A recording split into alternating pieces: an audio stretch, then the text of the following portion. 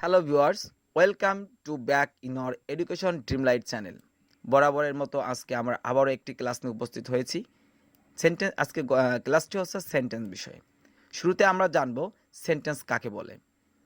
সাধারণত আমরা প্রত্যেকেই কিছু নিয়মের মাধ্যমে সেন্টেন্স শিখি, তবে সেন্টেন্সেরও কিছু খুঁটিনাটি বিষয় আছে যেগুলো আমাদের জানা খুবই দরকার।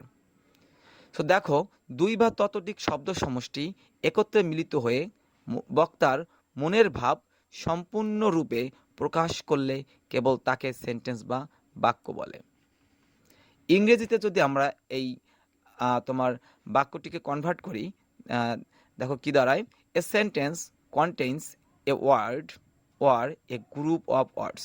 একটা কথা একটু এখানে খেয়াল করো, এখানে কি বলছে, a sentence contains a word or a group of words. So এখানে যে কথাটা এখানে আছে আমরা একটু খেয়াল করব যে এই কথাটা দেখো, a word or a group of words, তার মানে এখানে বলছে যে একটি শব্দ অথবা কয়েকটি শব্দ সমষ্টি। তাহলে আমরা বলতে পারি যে একটি শব্দ দ্বারাও কিন্তু তোমাদের বাক্য গঠন করা সম্ভব।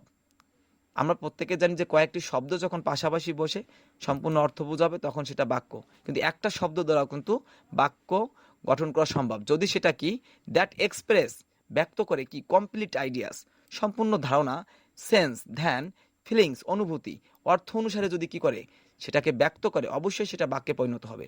তবে এই একটি শব্দ দ্বারা বাক্য ব্যক্ত করতে পারে কেবল ভার্ব।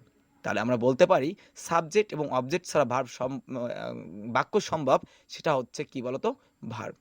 এই জন্য আমরা নোট লিখছি, a verb is a must in a sentence. একটা বাক্যে অবশ্যই একটি কি থাকবে, ভার্ব থাকবে।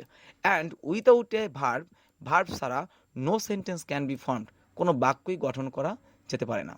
সো আমরা বলতে পারি একটি বাক্যে ভার্বই হচ্ছে প্রধান অংশ। মাঝে মাঝে পরীক্ষা কিন্তু অ্যাডমিশন টেস্ট, প্রতিযোগিতামূলক পরীক্ষা আসে, what is the main part of a sentence, অবশ্যই তুমি তখন কি দিবে, ভার্ব। আচ্ছা, তাহলে এখন আমরা একটা সেন্টেন্সের মাধ্যমে যদি এই মানে একটা বাক্যের মাধ্যমে যদি সে 5টা সেন্টেন্স আমরা জানি, তাহলে মনে হয় বিষয়টা খুবই ভালো হবে। এবং দেখো, সেন্টেন্স কিন্তু 5 প্রকার আসলে। 2টা ধরনের সেন্টেন্স আছে, একটা হচ্ছে গঠন অনুসারে আর একটা হচ্ছে অর্থ অনুসারে। অর্থ অনুসারে সেন্টেন্স 5 প্রকার, সেটা আমরা শিখব। আগে আমরা শিখব, পরবর্তীতে আমরা শীটটা দেখে ক্লিয়ার হব। ওকে, সো দেখো, আমি একটু নিচের দিকে যাচ্ছি। আমি শুরুতে একটা সেন্টেন্স লিখব, যে সেন্টেন্সটা হচ্ছে, দেখো যদি সেন্টেন্সটা লিখি যে দে আর কলিং মি।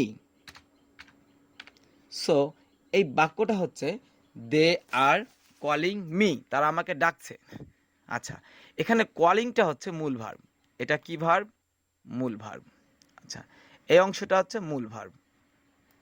তাহলে এই যে আমরা যে অংশ লিখছি মূল ভার্ব, মূল ভার্বের আগে কি ভার্ব, মূল ভার্বের আগে হচ্ছে অক্সিলারি ভার্ব। এই যে মূল ভার্বের আগে যে অক্সিলারি ভার্বটা আছে, এই অক্সিলারি ভার্ব কি করছে, মূল ভার্বকে সাহায্য করছে।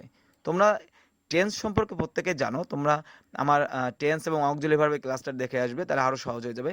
দেখো, অ্যামিজারের পর ভার্বের সাথে আইএনজি হয়ে কি হয়, প্রেজেন্ট কন্টিনিউয়াস টেন্স হয়। এই যে আর, এই আর কিভাবে সাহায্য করছে, এই মূল ভার্বের পর আইএনজি বসানোর জন্য কিন্তু এই আরটা সাহায্য করতেছে। প্রত্যেকটা অক্সিলারি ভার্বের এক একটা ক্ষমতা আছে, তাই না? দেখো, এই আর তার ক্ষমতা খাটাইছে এখানে, যে আমি বসলে তোমার আইএনজি বসতেই হবে, আমি যার যদি বসে, তাই আর বইছে, দেখো আইএনজি বসছে। তাহলে এই অক্সিলারি ভার্ব, এই আরটা হচ্ছে অক্সিলারি ভার্ব, কলিংটা হচ্ছে মূল ভার্ব। আচ্ছা, ভার্ব আমরা জানি ভার্বের base form, present form, past form, তাই না? আচ্ছা বলো তো, কল কি ভার্ব?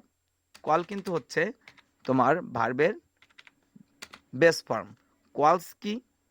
কলসও কিন্তু প্রেজেন্ট, তবে বেস না, কারণ কল থেকে কল চাইছে। কিসের থেকে কল চাইছে বলো তো? কল থেকে, যার থেকে আসে সে হচ্ছে বেস, মানে মৌলিক। তাহলে কলস এবং কল দুটোই প্রেজেন্ট ফর্ম, তবে কলটা হচ্ছে বেস ফর্ম। আর কলটা কি? কল্ড, কল্ড হচ্ছে তোমার পাস্ট ফর্ম, এবং এর পাস্ট পার্টিসিপল হচ্ছে কল্ডিং। তো দেখো, আমরা এখানে এটা একটু দেখলাম, আমাদের প্রত্যেকটা সেন্টেন্সের সুবিধার জন্য আমরা এটা একটু এখানে এইভাবে বসাইছি। তো দেখো, দে আর কলিং মি, এই আর হচ্ছে অক্সিলারি ভার্ব, কলিং হচ্ছে মূল ভার্ব। তাহলে দেটা কি? আমরা জানি মূল ভার্বের আগে, অর্থাৎ ভার্বের আগে যে বসে সে কি, ভার্বের আগে যে বসে সে হচ্ছে কি, বলো একটু বলার চেষ্টা করো সবাই। আচ্ছা, ভার্বের আগে যে বসে সে হচ্ছে আমাদের সাবজেক্ট। ওকে, ভার্বের পরে যে বসে সে কি? ভার্বের পরে যে বসে সে হচ্ছে আমাদের অবজেক্ট। আচ্ছা, ভার্বের পরে যে বসে সে অবজেক্ট, ভার্বের আগে যে বসে সাবজেক্ট, আর এটাকেই বলা হয় অ্যাসার্টিভ সেন্টেন্স। কি সেন্টেন্স? Assertive sentence. তাহলে অ্যাসার্টিভ সেন্টেন্সের গঠন কি? Subject, verb, object. আচ্ছা, এবার ইন্টারোগেটিভ যদি আমরা শিখি, ইন্টারোগেটিভ কিন্তু আরও সহজ। এই অ্যাসার্টিভ পারলে বাকিগুলো তুমি পারবা, ইন্টারোগেটিভ আরও সহজ। কিরকম দেখো, এই যে যে অক্সিলারি ভার্বটা আছে, এই যে অক্সিলারি ভার্বটা আছে, আর এই অক্সিলারি ভার্বটাকে যদি তুমি শুধু সাবজেক্টের আগে দিয়ে দাও তাহলে কিন্তু ইন্টারোগেটিভ হয়ে যাবে। তাহলে আরটা কি? আরটা কিন্তু এখানে আমাদের আরটা হচ্ছে অক্সিলারি ভার্ব, তাই না? আরটা অক্সিলারি ভার্ব। আচ্ছা, আরটা যদি অক্সিলারি ভার্ব হয়, আমরা যদি আরটাকে শুরুতে সাবজেক্টের আগে বসিয়ে দিই তাহলে কি হয়ে যাবে? তাহলে আমাদের হয়ে যাবে ইন্টারোগেটিভ সেন্টেন্স। আচ্ছা, সাবজেক্ট কি ছিল? সাবজেক্ট ছিল দে, দে। ওকে, তাহলে এই সাবজেক্টের আগে দেখো, দেয়ার আগে কি দিছি? অক্সিলারি ভার্ব দিছি। যখনই অক্সিলারি ভার্ব দিছি তখন কি হয়ে গেছে? তখন ইন্টারোগেটিভ সেন্টেন্স হয়ে গেছে। সুতরাং আমরা বলতে পারি যে সাবজেক্টের আগে যদি অক্সিলারি ভার্ব দেওয়া হয় সেটা হচ্ছে ইন্টারোগেটিভ সেন্টেন্স, এবং অ্যাসার্টিভ সেন্টেন্সের শেষে কি হয়? ফুল স্টপ হয়। অ্যাসার্টিভ সেন্টেন্স আগে কি হয়? Full stop. আর ইন্টারোগেটিভ সেন্টেন্সের শেষে কি হয়? দেখো, ইন্টারোগেটিভ চিহ্ন বসাতে হবে, এটা তো খেয়াল রাখবো আমরা। ওকে, আচ্ছা, শুরুতে আমরা স্মল লেটার দিছি, আমাদের হবে ক্যাপিটাল লেটার, তাই না? এইসব ভুল কিন্তু করা যাবে না, কারণ আমাদের পাঞ্চুয়েশনও কিন্তু আছে। হ্যাঁ, আমাদের এসএসসি এইচএসসি পাঞ্চুয়েশন আছে, সো আমাদের এইসব স্পেলিংগুলো মাথায় রাখতে হবে। ওকে, তাহলে আর দে কলিং মি, এটা কি সেন্টেন্স হয়ে গেলো? ইন্টারোগেটিভ সেন্টেন্স হয়ে গেলো। আমরা কি করছি? এই আরটাকে শুধু দের আগে দিছি, ইন্টারোগেটিভ হয়ে গেছে। তাহলে আমরা কিন্তু ইতিমধ্যে দুটো সেন্টেন্স শিখছি, একটা হচ্ছে অ্যাসার্টিভ আর একটা কি? ইন্টারোগেটিভ।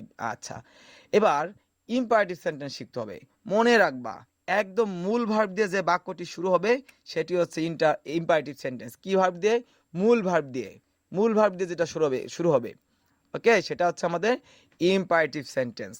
আচ্ছা, তাহলে দেখো এখানে এবং আমরা অনেকে বলি যে যার সাবজেক্ট থাকে না, অর্থাৎ without subject, that is called imperative sentence.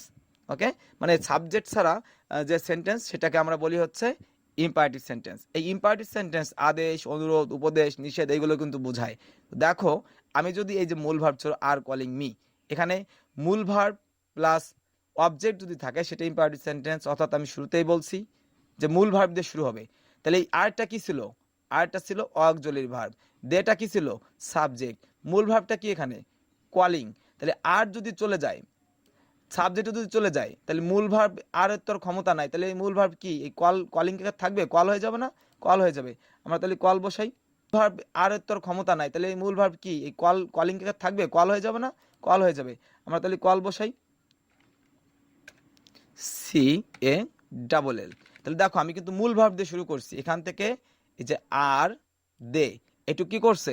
এরা কিন্তু চলে গেছে, এবং আর যখন চলে গেছে তাহলে আইএনজি কার থাকবে? থাকবে না, এও বেস ফর্মে চলে যাবে, এই মূল ইসে চলে যাবে, তাই না? আচ্ছা, দেখো, তাহলে কল মি, এই যে কল মি, এই বাক্যটা কি সেন্টেন্স হয়ে গেল? এই বাক্যটা হয়ে গেল তোমার কি সেন্টেন্স? এই বাক্যটা হয়ে গেল ইম্পারেটিভ সেন্টেন্স।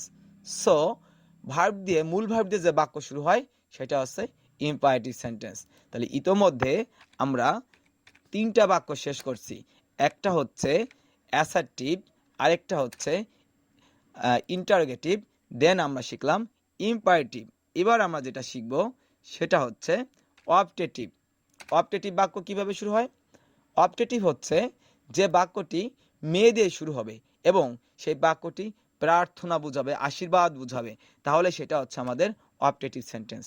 যদি আমি একটি বাক্য লিখি, মে ইউ লিভ লং, তাহলে কি দাঁড়ালো? এর অর্থ দাঁড়ালো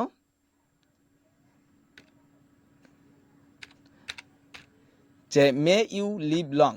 ওকে, মে ইউ লিভ লং মানে তুমি কি হও? তুমি দীর্ঘজীবী হও। Okay, may you live long. এই অবজেক্টিভ সেন্টেন্স শেষে কি হয়? ফুল স্টপ হয় কিন্তু। মে ইউ লিভ লং এটা হচ্ছে অবজেক্টিভ সেন্টেন্স। দেখো, তুমি দীর্ঘজীবী হও, আমি কিন্তু এখানটা তার জন্য আশীর্বাদ প্রার্থনা বোঝাচ্ছি, অর্থাৎ যেটা প্রার্থনা আশীর্বাদ বোঝাবে সেটাই হচ্ছে অবজেক্টিভ সেন্টেন্স। তবে অধিকাংশ সময় অবজেক্টিভ সেন্টেন্সের মে দিয়ে শুরু হয়, আবার কিছু কিছু নিয়ম আছে যেখানে মে নাও থাকতে পারে, যদি প্রার্থনা বোঝায় সেটা অবশ্যই অবজেক্টিভ সেন্টেন্স। দেন আমরা চলে যাব এক্সক্লেমেটরি সেন্টেন্স। এক্সক্লেমেটরি সেন্টেন্স সাধারণত তোমার হোয়াট, হাউ এবং হুররে এসব থাকে এবং বাক্যের শেষে কি থাকে, বাক্যের শেষে সাবজেক্ট আর ভার্ব থাকে। যেমন আমি যদি বলি হোয়াট এ গ্রেট পারসন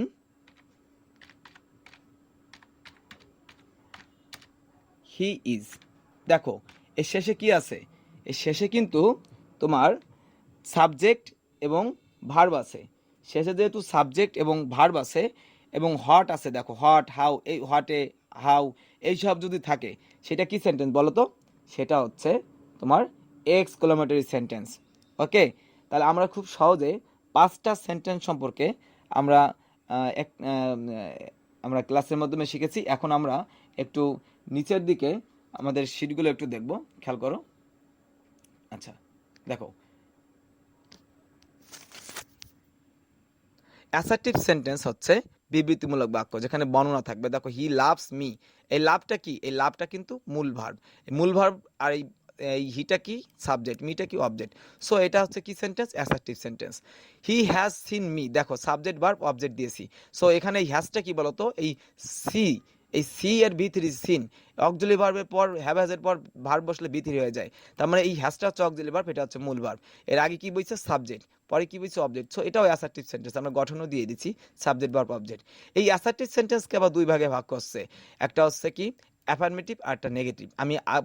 আমি যে উপরের যে ক্লাসটা করিয়েছি ওখানে কিন্তু আমি যে তোমাদের একটু আগে বুঝিয়েছি, ওখানে আমি খুব সহজভাবে 5টা সেন্টেন্সের গঠন সম্পর্কে আলোচনা করেছি। সব বিষয়ে আলোচনা করলে ভিডিওটি লং হয়ে যেত, যার কারণে আমি নিচে এখন বাকিগুলো বোঝানোর চেষ্টা করতেছি সেটার আলোকে। ইন্টারগেটিভ সেন্টেন্স দেখো, ইন্টারগেটিভ সেন্টেন্স হচ্ছে প্রশ্নবোধক বাক্য, অর্থাৎ যে বাক্যটা প্রশ্ন বোঝাবে এবং অবশ্যই তোমার সাবজেক্টের আগে কি হবে বলো তো? সাবজেক্টের আগে অক্সিলারি ভার্ব হবে। তোমরা এই সেন্টেন্সের গঠনটা তোমরা একটু লিখতে পারো, হ্যাঁ তোমরা একটু গঠনটা লিখে নাও, আমি এখানে গঠনটা ভুল করে লিখিনি। তাহলে আমাদের ইন্টারগেটিভ সেন্টেন্সের শর্তটা কি? শুরুতে আসবে অক্সিলারি ভার্ব। কি আসবে? শুরুতে অক্সিলারি ভার্ব। শুরুতে আমরা অক্সিলারি ভার্ব দিব।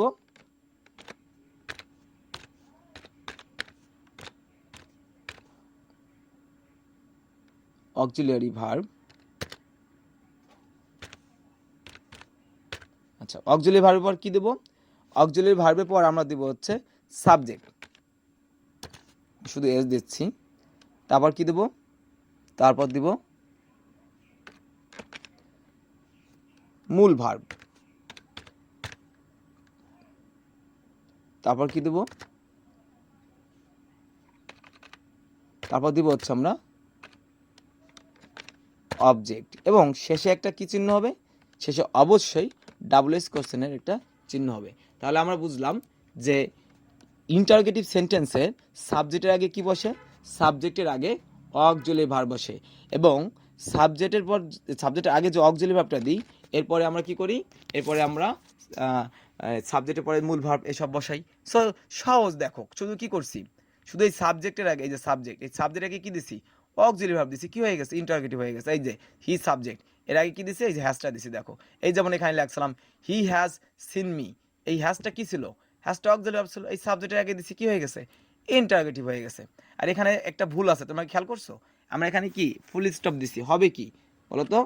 অবশ্যই ইন্টারগেটিভ চিহ্ন হবে। ওকে, দেন দেখো এই ডাবল-এস, এই ইন্টারগেটিভ দুই প্রকার, একটা আছে ইয়েস, একটা ইয়েস নো কোশ্চেন, একটা ডাবল-এস কোশ্চেন। ইয়েস নো বলতে যখন বাক্যে হু, হুইজ, হাউ ব্যবহার করা হয় না। দেখবা আমি যদি বলি ডু ইউ নো মি, তুমি কি আমাকে চিনো, তখন তুমি কি বলবা? যদি আমাকে চিনো তুমি বলবো ইয়েস, না চিনলে নো। তার কারণে এটাকে বলে ইয়েস নো কোশ্চেন।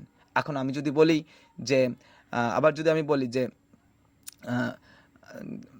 যদি আমি বলি যে হোয়াট আর ইউ ডুইং, তুমি কি করতেছো, তখন তুমি যদি বলো আমি হ্যাঁ, আমি না, হবে? হবে না কিন্তু। তাহলে ডাবল-এস দ্বারা কোশ্চেন করলে তখন কিন্তু উত্তরটা হ্যাঁ না আসে না, তখন বিবৃতিমূলক বাক্য আসে। এই কারণে এই কোশ্চেনকে দুই ভাগে ভাগ করছে, একটা হচ্ছে ইয়েস নো কোশ্চেন আর একটা হচ্ছে ডাবল-এস কোশ্চেন। ওকে, তো এই সম্পর্কে তোমরা ডাবল-এস কোশ্চেন বসাই দিলেই কিন্তু হয়ে যাচ্ছে আর কি বিষয়টা, তো আমি আর আলোচনা করলাম না। ইম্পারেটিভ মানে অনুজ্ঞাসূচক বাক্য। অনুজ্ঞাসূচক বাক্য যেখানে আদেশ, অনুরোধ, উপদেশ, নিষেধ বোঝাবে এবং মূল ভার্ব দিয়ে শুরু হবে। দেখো এই যে লিখে দিচ্ছি সুন্দর করে, ভার্ব প্লাস অবজেক্ট। হ্যাঁ, তাহলে এই যে ক্লোজ দ্য ডোর, এই ক্লোজটা কি? মূল ভার্ব। সো এটা হচ্ছে ইম্পারেটিভ সেন্টেন্স, ভার্ব দ্বারা শুরু হয়েছে। সো এখানে কিন্তু সাবজেক্টটা নাই, সাবজেক্টটা ইন্ডিভিজুয়াল রয়েছে, উজ্জ রয়েছে, সেটা হচ্ছে কি ইউ উজ্জ রয়েছে। হ্যাঁ, অপটেটিভ সেন্টেন্স মানে কি প্রার্থনামূলক বাক্য বা আশীর্বাদসূচক বাক্য। দেখো মে দিয়ে শুরু হবে, যে বাক্যটা কি দিয়ে শুরু হয়, মে দিয়ে শুরু হয়। May you be happy in your future life, তুমি তোমার ভবিষ্যৎ জীবনে সুখী হও। কি এখানে আশীর্বাদ করা হয়েছে না? অবশ্যই এটা তাহলে অপটেটিভ সেন্টেন্স।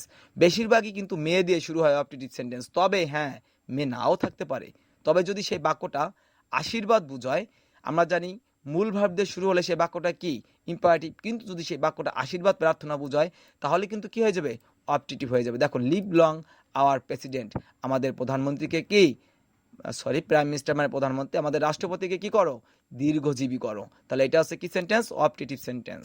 ওকে, এক্সক্লেমেটরি মানে কি বিস্ময়সূচক বাক্য, যেখানে হাউ, হোয়াটে এসব দ্বারা শুরু হয় এবং লাস্টে সাবজেক্ট এবং ভার্ব থাকে এবং হুররে এইসব দ্বারা বাক্যগুলো তৈরি হয়। তো পরবর্তীতে আমরা যখন চেঞ্জিং সেন্টেন্স করব তখন অ্যাসার্টিভ, ইন্টারোগেটিভ, এক্সক্লেমেটরি এগুলো আমরা আরও সহজ করে বুঝতে পারবো। তো এইগুলো যদি বুঝে থাকো তখন আমরা যখন পরিবর্তন করব তখন প্রত্যেকটা গ্রামার সম্পর্কে আমাদের এই চেঞ্জিং সেন্টেন্সে বুঝতে কোনো প্রবলেমই হবে না।